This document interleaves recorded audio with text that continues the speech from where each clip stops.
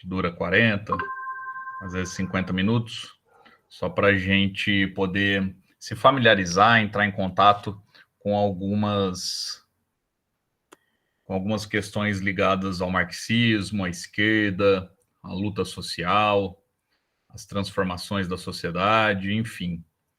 É uma formação bem introdutória, sempre teve e sempre vai continuar tendo esse caráter de ser bem introdutória, até porque tem muitas pessoas que participam, às vezes, pela primeira vez da formação, então ela não segue, ela segue, ela é um pouco linear, até porque tem algumas formações que são divididas em primeira e segunda parte, mas a ideia é que a pessoa não fique completamente perdida, mesmo que seja a primeira vez que ela esteja participando. Então tem um caráter sempre bem introdutório e didático. E aí, aquilo que eu falo das outras vezes também, né? Eu sei que tem pessoas aqui que têm já um grande acúmulo e às vezes pode estar chovendo no molhado aqui para essas pessoas, mas é bom que essas pessoas ajudam depois na discussão. Mas a ideia é sempre fazer algo introdutório. Tivemos aí, eu acho que a gente começou no começo de setembro, falando sobre a história do movimento comunista, sobre a organização leninista, tivemos o Teófilo falando sobre a democracia liberal, que é essa democracia que nós estamos acostumados a conceber, tivemos a Lenina falando sobre marxismo e gênero, e hoje a ideia é falar um pouco do sentido do trabalho para Marx, mas não é no sentido político-econômico. A ideia aqui não é a gente entender como que se dá a extração da mais-valia, discutir salário, preço e lucro.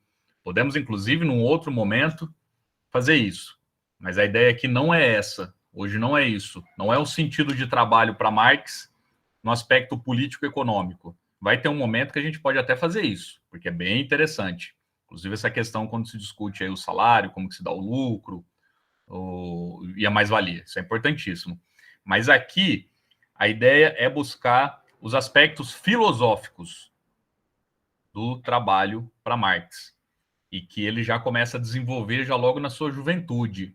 Então, um texto interessante para quem quer começar a entender essas questões é os Manuscritos Econômicos Filosóficos de 44, que na verdade nem era um livro, até tem isso, Manuscritos Econômicos Filosóficos de 44.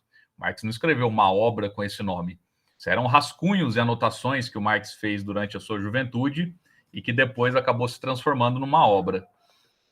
Ela é de difícil compreensão, porém ela é extremamente importante para que a gente entenda aí o sentido de trabalho para Marx e pensando que, inclusive, que é esse Marx aí que está começando a se transformar nesse Marx socialista e revolucionário que a gente vai conhecer depois.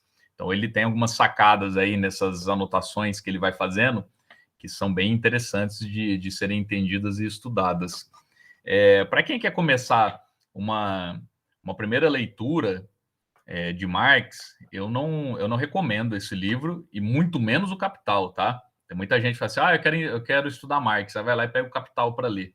Um livro dificílimo de ser lido, muito difícil. Você precisa de um grupo de estudo para entender esse livro, você precisa de pessoas que, que já dominam isso há muito tempo para conduzir a leitura. Leiam a ideologia alemã, leiam a Guerra Civil na França, leiam 18 Brumário, a questão judaica, enfim, são livros bem mais interessantes e tranquilos para uma primeira leitura, para um primeiro contato com Marx. Esse que eu acabei de citar, dos Manuscritos e o Capital, são livros que são imprescindíveis, mas que não dá para você fazer numa primeira leitura, porque ele é muito difícil. Ele é muito difícil. Se você não tiver já um acúmulo, já não tiver entendimento de determinados conceitos, você fica perdido, você acaba desanimando da leitura. Vocês já leram um livro que você se acha um idiota? Isso acontece comigo direto. Você lê um livro e fala assim, pô, não estou entendendo nada que esse cara está falando, eu devo ser um idiota. Então é isso que vai acontecer com quem nunca leu nada de Marx e tentar começar pelos Manuscritos ou pelo Capital. Vai se sentir um idiota, porque não vai entender nada que esse cara está falando. Mas depois vai ter um determinado momento que você tem que chegar nessa leitura também. Mas não numa primeira aproximação. Então a ideia hoje é essa, tá? A gente entender o princípio filosófico de trabalho para Marx. É a introdução da introdução da introdução. Por quê? Porque vai ser justamente com a compreensão disso que a gente entende o movimento da sociedade, que a gente entende a transformação da consciência do ser humano e o movimento da reprodução social que acontece cotidianamente. E eu preciso entender, então, o que é trabalho para Marx. Uma outra questão de entender o que é trabalho para Marx, que vai chegar aí na emancipação humana, de como que o trabalho é o elemento fundante do ser social, é também para a gente entender, como eu já vi em alguns setores da esquerda, de falar assim, se o socialismo é não ter desigualdade social, é todo mundo. Claro que não é isso, tá? Eu estou dizendo assim, quem tenta fazer uma interpretação rasa disso com argumentos mais rasos ainda. Se o socialismo é o fim da desigualdade, é todo mundo ganhar a mesma coisa, é todo mundo trabalhar de forma cooperativa, o capitalismo dá conta de fazer isso.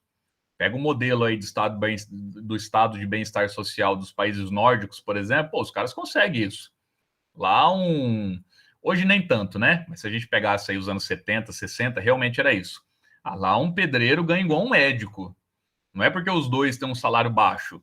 É porque o esquema de imposto progressivo daquele país fazia com que o pedreiro não tivesse absolutamente desconto nenhum da folha de pagamento dele, enquanto que o médico, quanto mais o piso do indivíduo cresce, maior é a contribuição dele.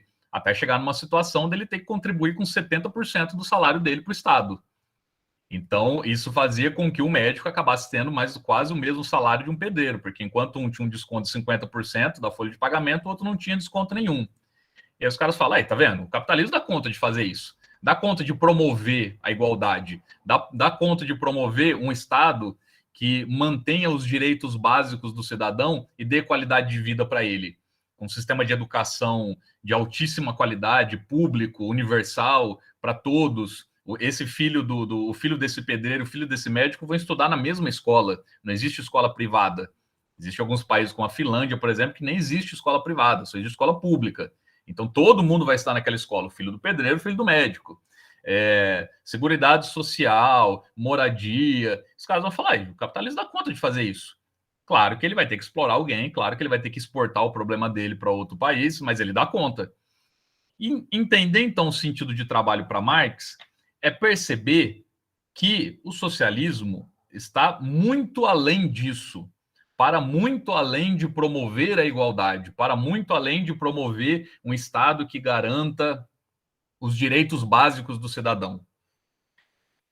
O sentido de trabalho para Marx vai mostrar como que no capitalismo, não só no capitalismo, mas desde a existência das classes sociais, o nosso trabalho ele é sequestrado. Se é o trabalho que funda o ser humano e se é dentro do trabalho que ele se emancipa, a partir do momento que eu não sou mais dono do meu trabalho, e aí existe um elemento chamado propriedade privada que faz a mediação disso, que não deixa eu ser dono do meu próprio trabalho, então isso vai afetar diretamente numa questão essencial da própria humanidade. Então, se é o trabalho que forma o ser social, a partir do momento que esse trabalho já não é meu, e ele se transforma num mero emprego para obtenção de um salário no final do mês para pagar a conta de água, luz e comprar mantimentos, então esse trabalho que antes me humanizava, agora ele passa a me desumanizar. Ele passa a ter um efeito reverso. Ele passa a ter um efeito contrário do que ele deveria provocar.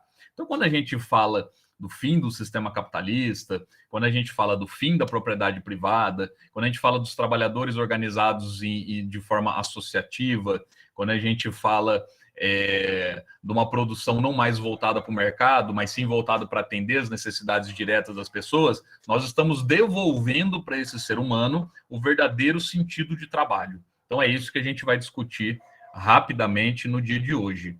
Eu vou espelhar aqui e aí alguém fala para mim se está dando certo ou não, tá? Vou compartilhar a tela aqui.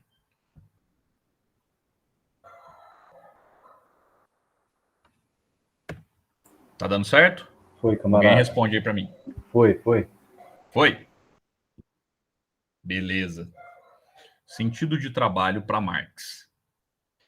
Então tá, é possível eliminar a exploração do homem pelo homem? O que os conservadores vão dizer sobre isso? Ó, indivíduos são essencialmente mesquinhos, egoístas, individualistas e movidos pelo desejo de acumular propriedades. O capitalismo, o mercado e a democracia burguesa são mediações insuperáveis da vida civilizada. A história é a afirmação, em diferentes momentos e formas distintas, da essência individualista dos homens. Então, os conservadores, a direita, a filosofia burguesa, a ciência burguesa, ela vai trabalhar sempre com essa afirmação de que existe uma essência humana, existe uma natureza humana.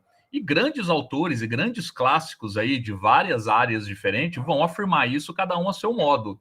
Então, se você pega, por exemplo, um dos livros mais lidos no século XX, que é um livro de um sociólogo chamado Max Weber, que chama-se A Ética Protestante e o Espírito do Capitalismo. O Weber começa o livro, e esse é um grande clássico da sociologia, e um dos livros mais lidos do século XX. Ele começa fazendo um retrospecto histórico, mostrando como que o comércio e o mercado sempre existiu na história da humanidade, e como que a necessidade e a vontade de acumular riqueza sempre existiu no ser humano. Ele começa o primeiro capítulo não, a introdução, ele começa justamente falando sobre isso, fazendo esse retrospecto histórico. Então, isso é uma jogada que vai existir em todos esses autores e na ciência burguesa de maneira geral. Sempre trabalhar com essa ideia de uma essência humana. Mesmo sem perceber, mesmo sem ler esses autores, a gente ouve isso cotidianamente com o nosso amigo, almoçando com a família de domingo, na mesa do boteco, no nosso trabalho. Ah, isso é comunista? Nossa, até acho legal, mas para o brasileiro não dá certo, hein? Isso aí para o brasileiro não dá certo. Vocês já viram como o brasileiro é? Nossa, o brasileiro, ele só pensa nele mesmo, ele quer passar a perna no outro, ele não pode ganhar um pouco mais que ele já se transforma num cara arrogante. Todo mundo aqui já ouviu isso em algum momento da sua vida ou ouve isso a todo momento. Então pode perceber como deu certo essa proposta, essa iniciativa, esse discurso, essa narrativa da ciência burguesa de falar que o ser humano possui uma essência. Porque se eu falo que ele possui uma essência, então pouco adianta as transformações sociais, pouco adianta as transformações individuais no âmbito da consciência. Porque se existe uma essência dentro dele, então essa essência, em determinados momentos, ela vai acabar falando mais alto. E isso vai acabar gerando conflitos com aquilo que eu estou tentando forçar. Eu lembro de uma entrevista do Pondé recentemente, que ele vai falar que a Revolução Francesa foi um dos acontecimentos mais bizarros que aconteceu na história recente da humanidade, né? Na história, pensando em termos históricos, recente, né? Dos últimos 300, 400 anos. Porque ele vai falar assim, os caras forçaram uma coisa que está para muito além do que é a essência humana. Ele usa exatamente esse termo. Ele fala, aqueles revolucionários tentaram forçar e impor um modelo de sociedade, um novo modelo de pensamento que estava muito além do que é a natureza humana. Então a direita, a direita, quando eu falo direita, acaba restringindo muito, né? A ciência burguesa, de maneira geral, ela cria essa narrativa, né? Da tal da essência. Então, se existe essa essência, então não tem como existir o fim da exploração do homem pelo homem, porque ele sempre vai querer acumular, ele sempre vai querer dominar, ele sempre vai querer exercer formas de poder que vai acabar transformando numa sociedade de dominantes e dominados. Enfim, isso sempre vai acontecer. Então, para os conservadores, não tem jeito. Para os revolucionários, como que nós pensamos isso? Como que nós pensamos esse humano? Como que nós pensamos a sociedade? Primeiro, não existe essência no indivíduo. Isso é uma grande mentira, isso é uma grande falácia que a ideologia, estou falando usando ciência, vamos mudar para o nome certo, que a ideologia burguesa tentou colocar. Não existe essência no indivíduo. Os homens são frutos daquilo que fazem em cada momento histórico específico. As relações cotidianas de cooperação da sociedade comunista são tão possíveis como as individualistas da sociedade burguesa, que se apresentam hoje como naturais e imutáveis. Tem um texto que ele é muito... Quando eu li ele virou um texto muito revelador, assim.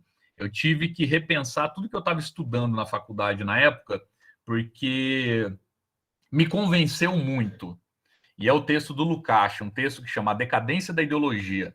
É um texto fundamental. Todo mundo que, independente se você é um universitário ou não, é imprescindível que você leia esse texto. Um texto do George Lukács, que chama-se A Decadência da Ideologia. O Lukács vai dizer o seguinte, ele vai falar assim, a ciência burguesa, e aí ciência mesmo, porque ela é revolucionária, a ciência burguesa, ela avançou muito a passos largos até a Revolução Francesa.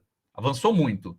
Então você pega ali aqueles grandes autores do século XVI, XVII, XVIII, Voltaire, Rousseau, Montesquieu, o próprio Hobbes também, até mesmo Maquiavel, vamos buscar até lá no final do século XV.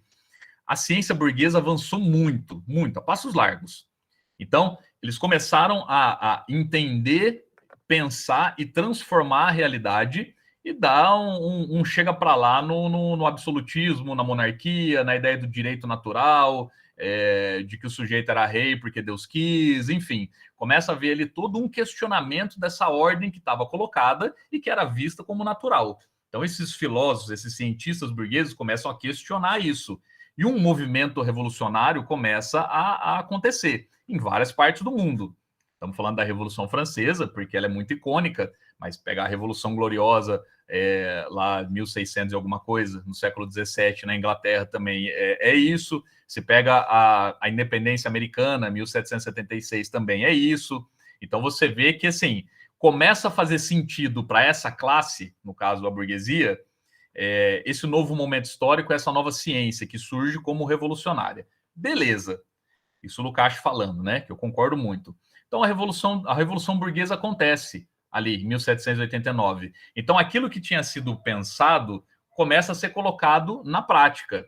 Começa a ser colocado na prática cotidiana ali dos indivíduos e uma nova classe social agora ascende como classe dominante, que no caso é a burguesia, submetendo agora o clero, a monarquia, aos seus processos, principalmente ligados ao direito. Então uma nova ordem é estabelecida. E o Lukács fala assim, e aí acontece uma coisa muito interessante em 1848, que a gente até discutiu aqui já numa formação.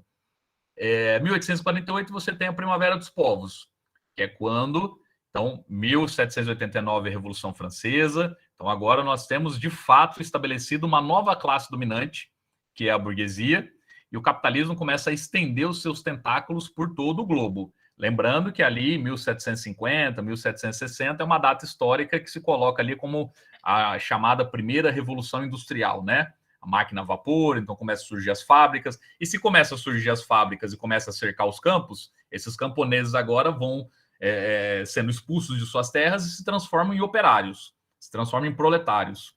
Agora eles não têm mais nada. Bom, uma curiosidade, para quem não sabe, o termo proletário, que vem de prole, era porque ganhava-se tão mal trabalhando numa fábrica que o indivíduo tinha que trabalhar com a família inteira dele ali dentro, ele, a mulher e todos os filhos, inclusive criança de 3, 4 anos no meio das máquinas ali, fazendo a limpeza delas, naquelas máquinas têxteis. E aí então falava que tinha que trabalhar com toda a sua prole, se ele quisesse sobreviver, daí proletariado.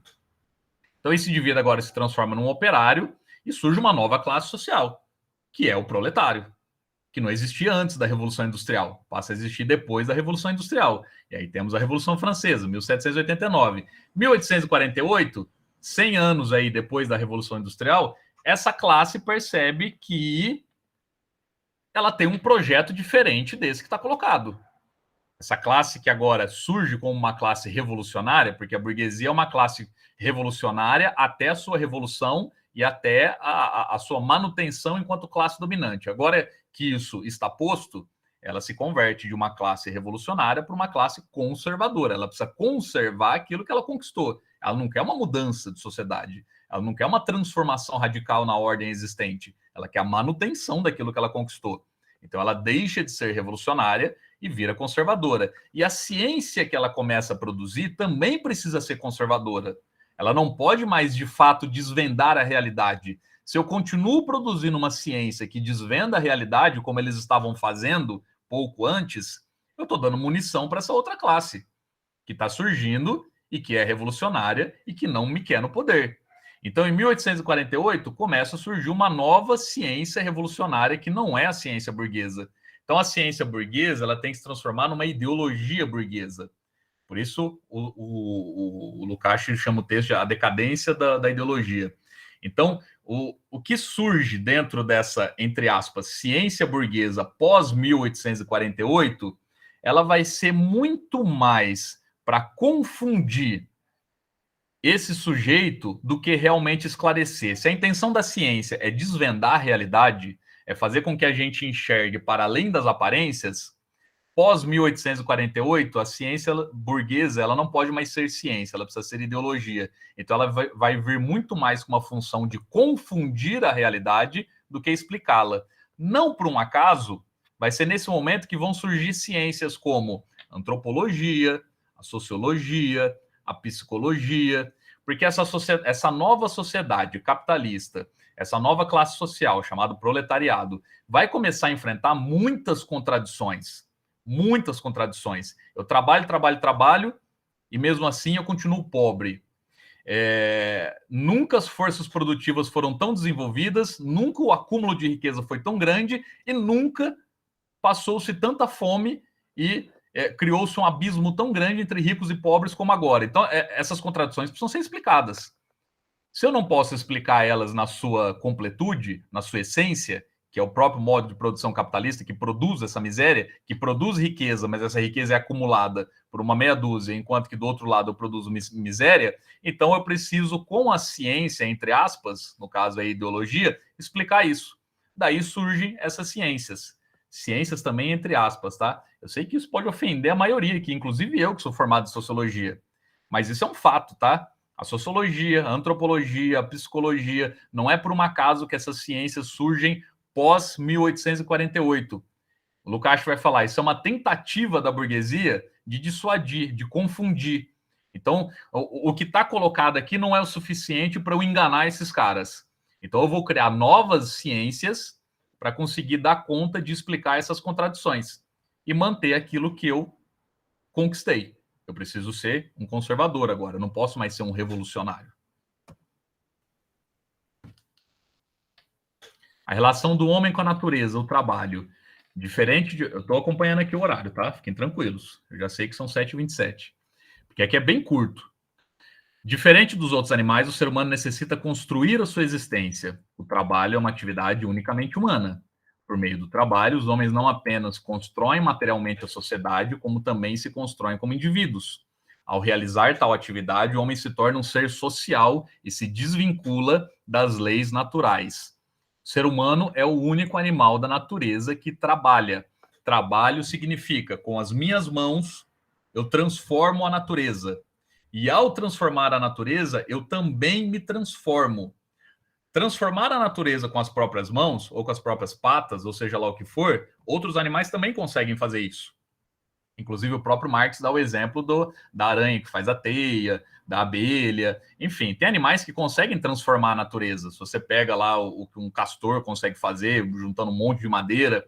Agora, o ser humano é o único que, primeiro, ele precisa transformar a natureza para garantir a sua existência. A existência humana só existe a partir da transformação da natureza. Sem a transformação da natureza, a gente não consegue existir enquanto ser humano. O ser humano precisa produzir a sua existência. Os outros animais não precisam. Os outros animais seguem os seus instintos. Instintivamente, eles sabem o que eles têm que fazer. E eles já têm uma sequência daquilo que vai acontecer com eles, de nascer, crescer, reproduzir e morrer. Com o ser humano é diferente. O ser humano ele não pode viver só dos seus instintos, ele morre, ele é um animal frágil, ele precisa construir a sua existência, e ele vai construir a sua existência por meio do trabalho, porque trabalho significa transformar a natureza, e ao transformar a natureza vai transformar esse humano, coisa que com os animais não acontece. Uma aranha que existe há 100 mil anos na natureza, que é exatamente do mesmo jeito, ela vai tecer a teia exatamente do mesmo jeito. Um ser humano, em 10 mil anos, desde a invenção da descoberta da semente, que é aproximadamente 10, 12 mil anos, olha o tanto que nós avançamos. Da descoberta da semente há 10 mil anos atrás, a gente já mandou um homem para a Lua e está com tecnologia para colonizar um outro planeta. A aranha, milhões de anos que ela existe na natureza, e a mesma aranha específica, há pelo menos 200, 300 mil anos, ela continua sendo a mesma aranha. Então, o ser humano é o único animal da natureza que, ao realizar atividade de trabalho, ele transforma a natureza, mas a natureza também transforma as suas funções cognitivas. Ele aprende com a natureza e ele consegue transmitir o que ele aprendeu. Daí a importância do trabalho nessa mediação do homem com a natureza.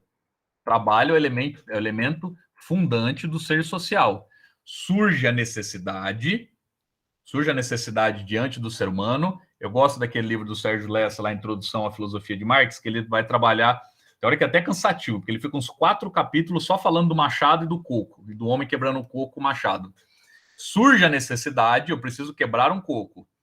Daí esse ser humano vai ter, o que é prévia ideação? Eu vou ter uma ideia prévia do que eu preciso fazer para abrir aquele coco. Isso também só existe entre nós, seres humanos, porque essa prévia ideação, ela não surgiu do nada na sua cabeça. Na cabeça da aranha surgiu, porque ela segue seus instintos. Ela não precisou entrar numa escola de como tecer teia para conseguir aprender a tecer uma teia. Ela agiu instintivamente. Surgiu a necessidade, ela agiu instintivamente. Nós, seres humanos, não. Surgiu a necessidade, veio uma prévia ideação na minha cabeça. Então, primeiro, a condição primeira é material e depois vai para o campo das ideias. Então, a prévia ideação de amarrar um pedaço de pau com uma pedra lascada, transformar aquilo num machado, e aí eu vou ter a objetivação. Ou seja, eu transformei aquilo numa ferramenta, então ela já virou um patrimônio da humanidade, por meio do trabalho. Eu peguei 2 elementos da natureza e transformei numa ferramenta, e agora com essa ferramenta eu consigo abrir o coco. Eu fiz esse gráfico aqui. Gente, eu preciso fazer um parênteses aqui. Deu muito trabalho fazer esse gráfico. Então, eu vou ficar agora aqui, o resto da apresentação parado nele. Não existe. Se vocês entrarem no PowerPoint, não existe esse gráfico. Vocês têm noção que eu tive que fazer um círculo, cortar as beiradinhas, pegar um triângulo, encaixar, mesclar o negócio. Deu muito trabalho. Eu precisava falar isso para vocês. Então, vamos pegar aí a sequência. Surge a necessidade. Acompanhe com o dedinho aí. Surge a necessidade vai promover uma prévia ideação daquilo que eu preciso fazer para atender aquela necessidade. Aquilo vai se transformar, então, na objetivação. O que é objetivação? Eu dei concretude ao pensamento. Eu tirei aquilo que estava no meu pensamento e transformei num objeto. Eu pensei na pedra e no pedaço de pau. A prévia ideação. Objetivação. Eu transformei aquilo numa ferramenta. E eu transformei aquele cenário. Então, o objetivo era abrir um coco, então agora eu abro um coco, uma ferramenta nova que eu criei. Essa ferramenta surgiu do nada na minha cabeça, como falam os idealistas? Não. Essa ferramenta não surgiu do nada na minha cabeça. Essa ferramenta só surgiu na minha cabeça porque já existiam elementos materiais e históricos específicos naquele lugar que eu estava inserido, que fez com que eu tivesse a ideia daquilo. Isso não surgiu do nada na minha cabeça. Então, o começo tem sempre uma base material, para depois ir para o campo das ideias. Ao transformar aquilo numa ferramenta, objetivar aquilo numa ferramenta e transformar aquele meio que eu estava envolvido, eu vou dar origem a uma nova necessidade. E aí isso começa de novo.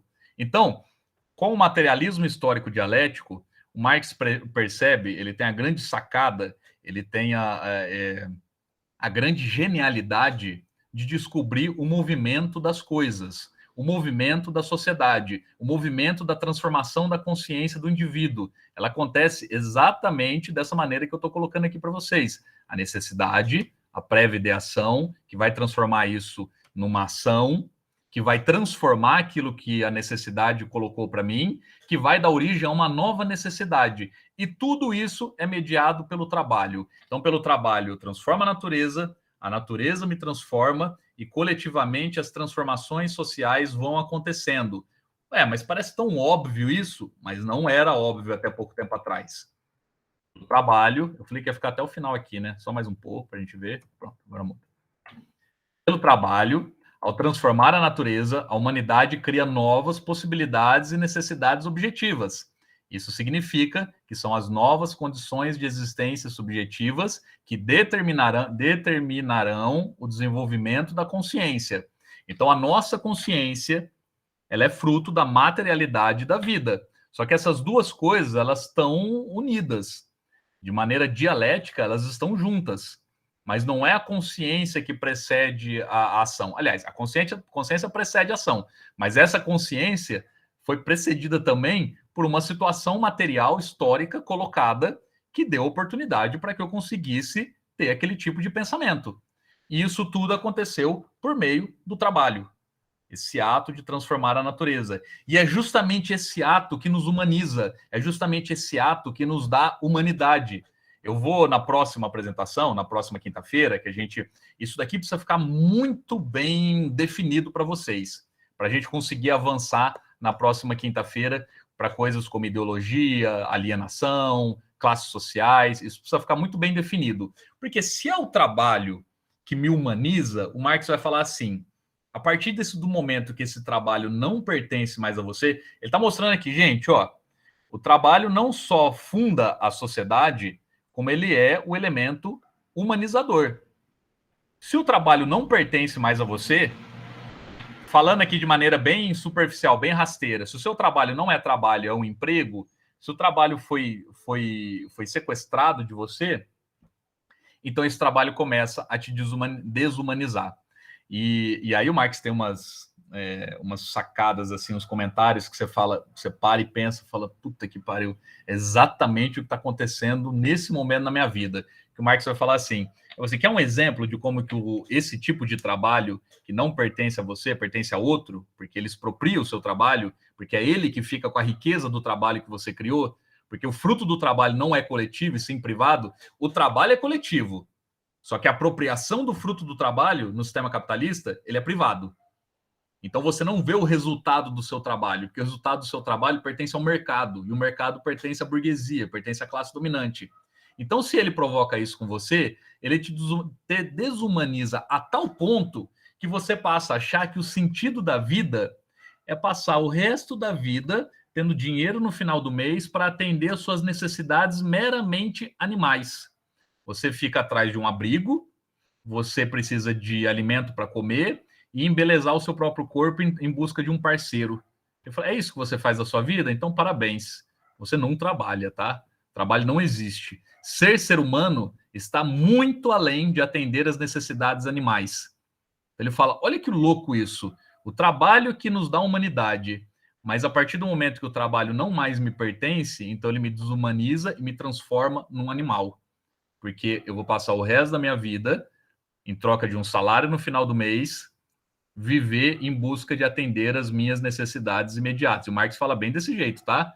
É um abrigo, é ter o que comer, é ter o que vestir e embelezar o meu corpo em busca de um parceiro sexual. Se a sua vida se resume a isso, parabéns, você pertence à humanidade. Mas olha que triste, olha que miséria. Olha, nós avançamos tanto, nós acumulamos tanto, nós conseguimos tirar a humanidade de uma situação de necessidade do reino da necessidade para o reino da liberdade, ou seja, nós produzimos o suficiente para atender todas as necessidades da humanidade e nós nos transformamos em animais. Então, quando a gente fala do socialismo, quando a gente fala do fim da propriedade privada, quando a gente fala que o trabalho não, a exploração do homem pelo homem tem que deixar de existir, quando a gente fala que o trabalho tem que ser o trabalho tem que ser seu e o fruto desse trabalho tem que ser coletivo, a gente está falando de coisas para muito além de igualdade econômica, tá? Muito além de igualdade econômica, mas muito além mesmo. Vou citar, olhando o horário aqui, algumas pessoas aqui que já participaram de outras formações já devem ter cansado de me ouvir falar sobre isso, mas eu vou falar de novo. Só existe uma fábrica ocupada sob controle operário aqui no Brasil, que é a Flasco. Muitos aqui devem conhecer. A Flasco é uma fábrica de plástico que fica na região de Campinas, ali na cidade de Sumaré, e é o único modelo do Brasil de uma fábrica ocupada, de uma fábrica que é gerida sob controle operário. Eu não vou entrar em detalhes aqui, pesquisem, eles têm um canal no YouTube, desde 2002 que essa fábrica ela funciona nesse regime, assistam os vídeos, leiam para entender o que é a Flasco. Não vou entrar nesses detalhes porque não dá tempo e não é objetivo aqui. Mas de vários vídeos que eu já assisti sobre isso, e eu já tive a oportunidade de visitar a fábrica também, um deles me chamou muita atenção, que eu gosto de usar quando a gente está falando sobre isso. Que aparece um senhorzinho falando, ele era o zelador ali da fábrica, e ele era o zelador antes da fábrica ter o controle da produção pelos operários, quando tinha o dono mesmo da fábrica, e depois quando teve essa transição. E ele fala assim, na entrevista, né? Ele fala assim, ó, eu mal sabia ler e escrever. E aí a gente fez esse movimento, a fábrica ficou sob o nosso comando, eu aprendi outras funções, além da zeladoria, hoje eu sei fazer outras coisas dentro da fábrica, tal. Nós diminuímos a nossa jornada de trabalho, o salário dobrou, ficou muito mais interessante trabalhar aqui, não tem falta, porque o pessoal trabalha muito mais feliz. E eu comecei a sentir vontade de voltar a estudar. E aí os meninos aqui fizeram um centro cultural no fundo da fábrica, um cursinho, eu fiz, terminei o ensino, eu consegui terminar os estudos, e eu comecei a me apaixonar por teatro.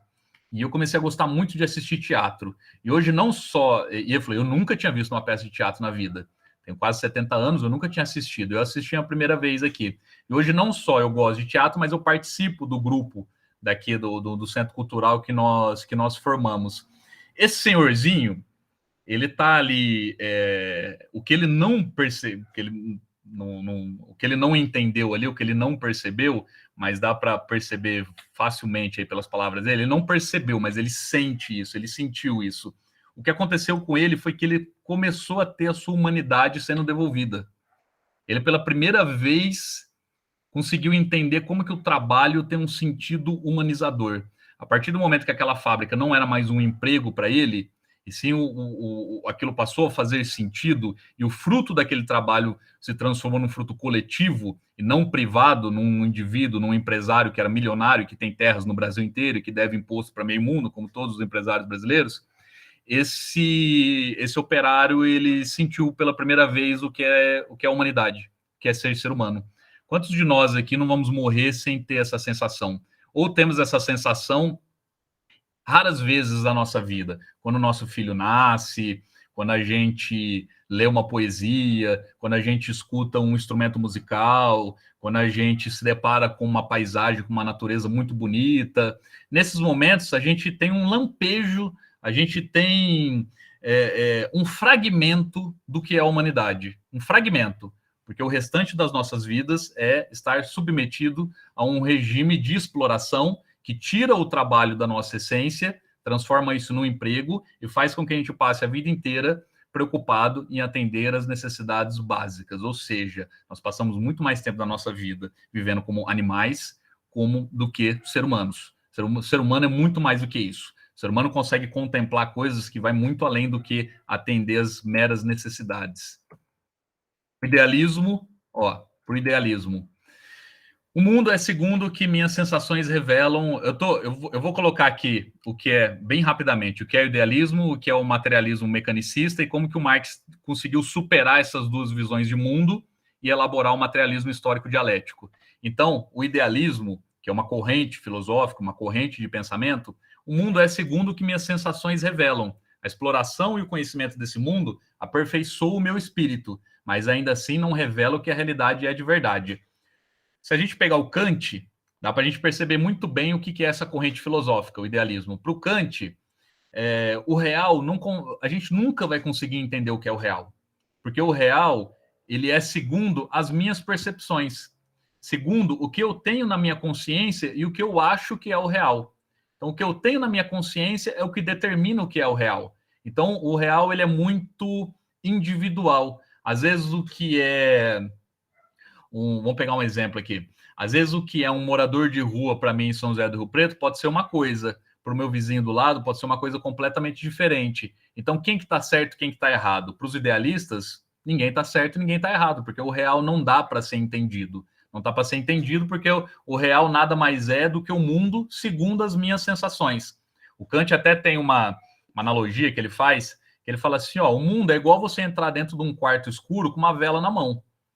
E você nunca vai conseguir iluminar aquele quarto inteiro. Você vai conseguir iluminar uma coisa aqui, outra ali, e até aquilo que você iluminar pode não ser realmente aquilo que é de verdade. Porque como você iluminou com uma vela, pode ser que você viu só um fragmento dele, só um pedaço dele. Então ele fala, entender o mundo é isso, é o mundo segundo as nossas sensações. Essa é, bem superficialmente, o idealismo é isso, tá? Essa corrente filosófica é isso.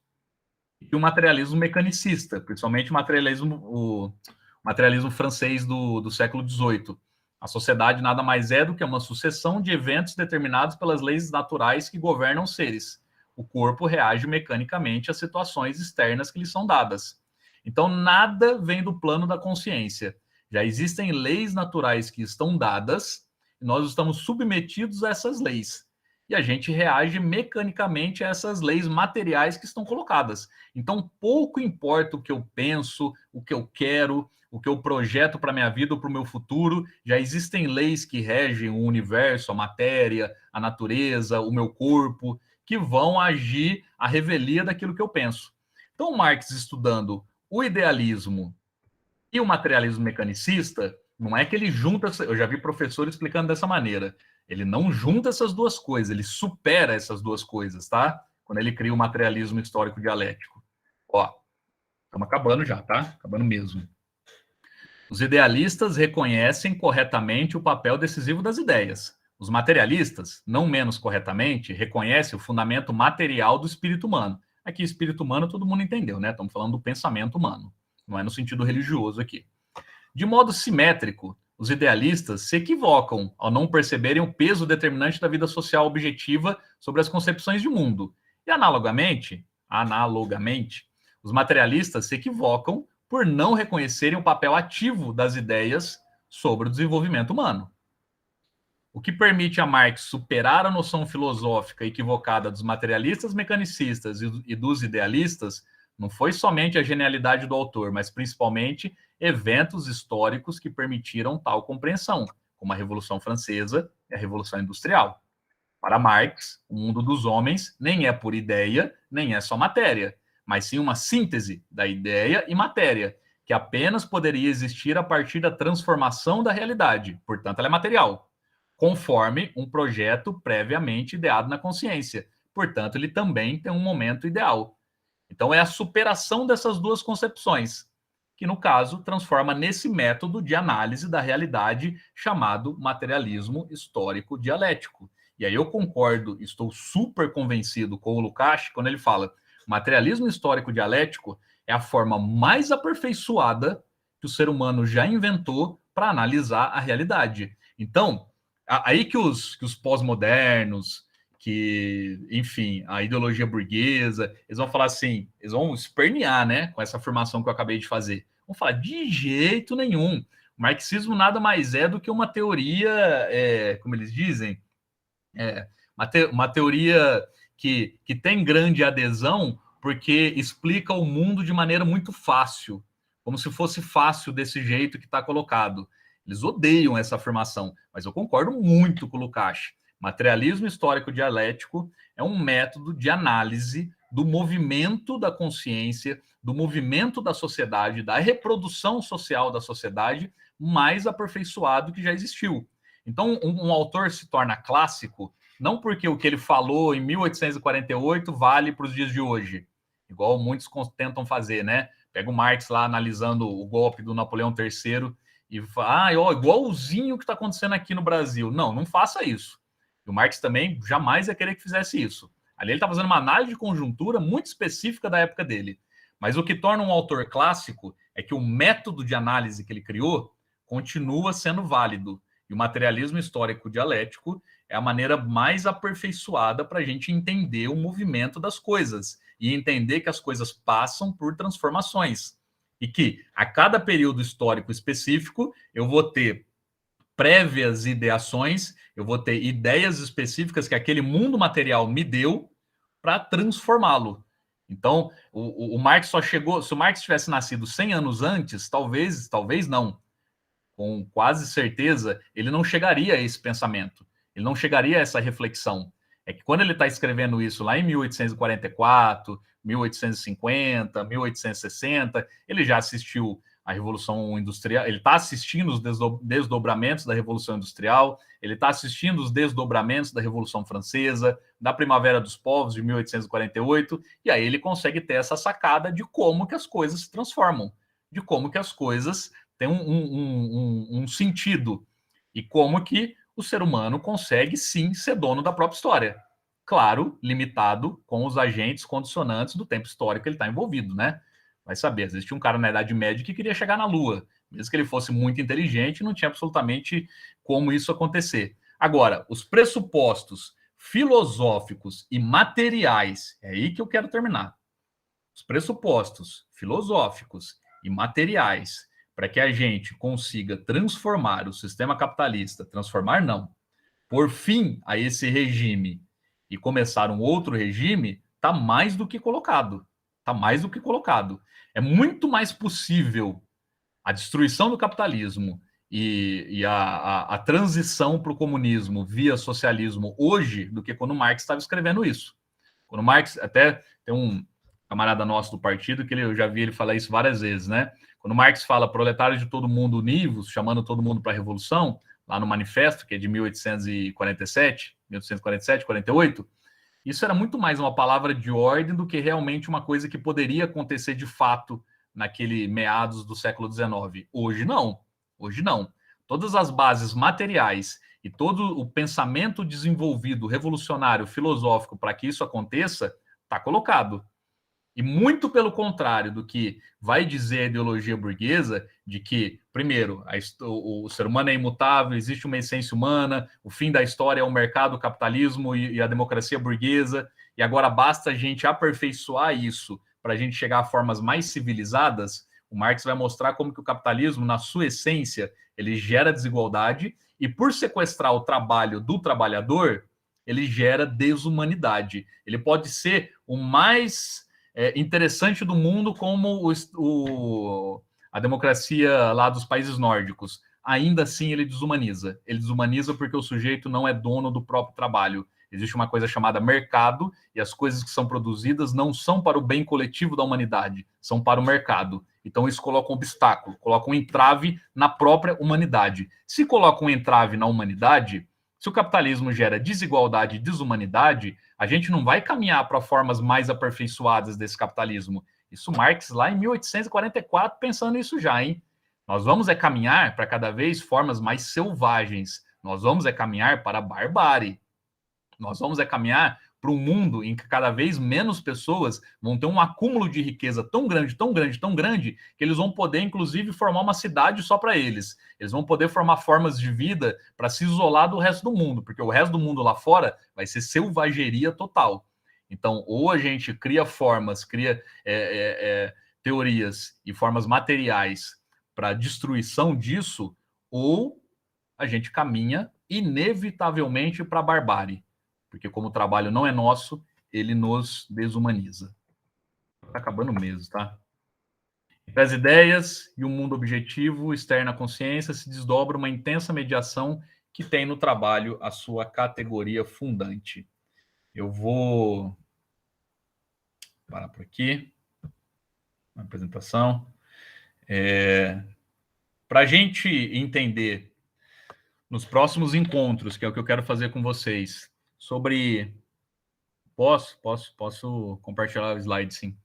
Para a gente conseguir compreender coisas como alienação, como que surgiram as classes sociais, o Estado e o direito, para a gente começar a entender essas coisas, se eu não entender esse princípio básico aqui do que é o trabalho, os princípios filosóficos do que é trabalho para Marx, não adianta eu avançar com essas coisas, senão sempre vai cair nesse discurso de que, mas isso aí o capitalismo consegue fazer também.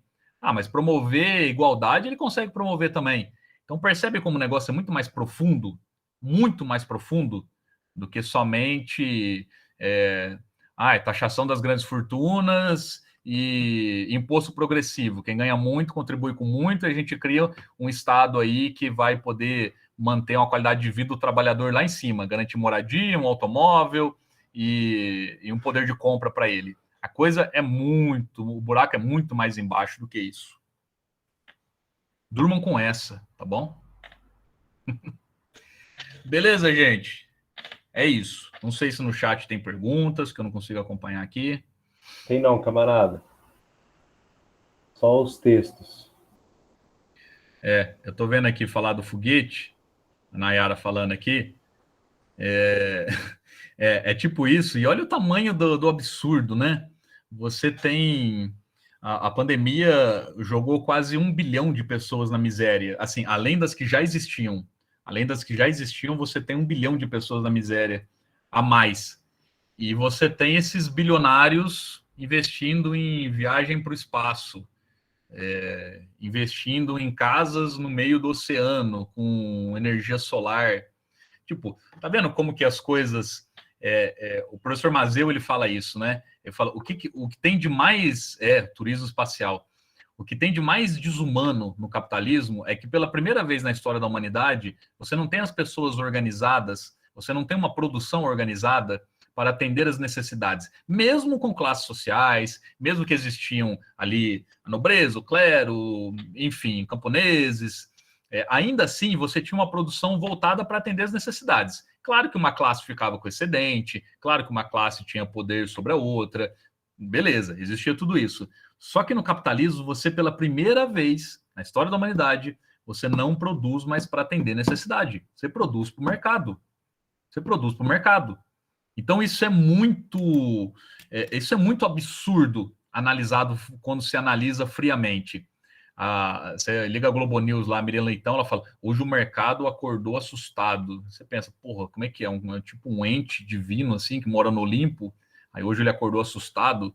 Mas quem que é esse ente, né? Esse mercado? Tipo um cara que mora num palácio, assim, não tem rosto. Ele fala, nossa, hoje eu tô puto da vida, vou subir o preço do dólar. É uma coisa... a mão e a mão dele é invisível, hein?